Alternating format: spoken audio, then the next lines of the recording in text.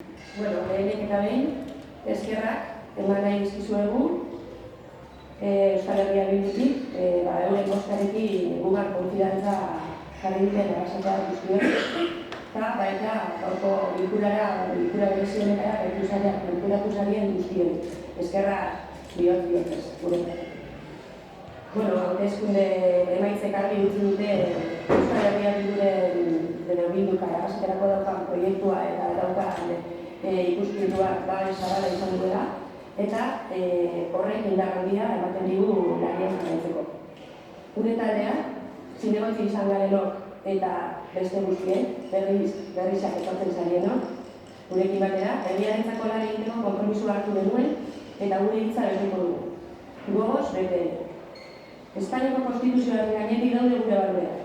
Elkartasuna, aukera berdintasuna, matxismorik gabeko gizarte bat, denon ongizatea, inguru giroarekiko errespetua eta honen zaintza, gure hizkuntza, Euskal Herriaren aldeko konpromiso politikoa.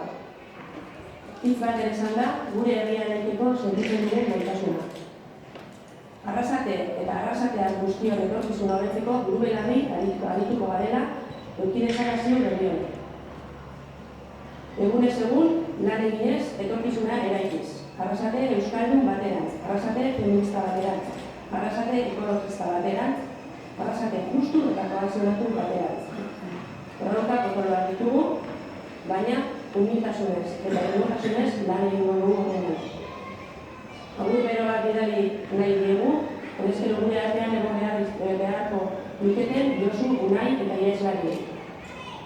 Hori dugu azkenikoaren izabazatea.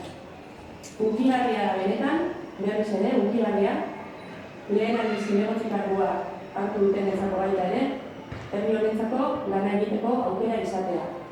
Alderdien gainetik, ikuspuntu ezberdinen gainetik, iritzi ezberdinen gainetik, hitza ematen dugu, zintzo, humil eta garbi, lan egingo dugula,